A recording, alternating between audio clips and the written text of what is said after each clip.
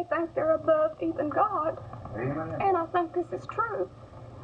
And I think we owe it to those kids to, because they are decent. They can be decent human beings. You don't often see tears at a town meeting, but you don't often see so many terrified parents in one small community either.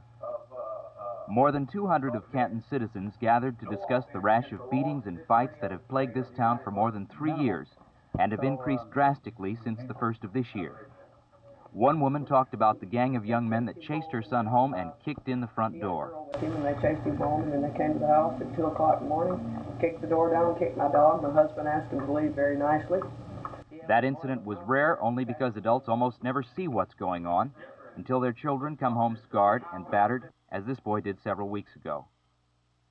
The Reverend Billy Milford was the organizing force behind the meeting and asked for donations to aid his search for an answer that he says the county courthouse will not provide. Distraught parents tossed more than $400 into the hat. Frightened teenagers have their own way of collecting to guard themselves. Some carry guns, too. Both parents and young people blame one gang of young men for most of the violence. They argue that the town's legal apparatus has pinpointed the offenders, but has broken down in dealing with them. People in Canton say they've got no protection from the county court system. We'll learn more about what has turned this town into an armed camp and the fright of its citizens in a special 2-part report beginning Monday. Dennis Trout, Channel 8 News, Canton.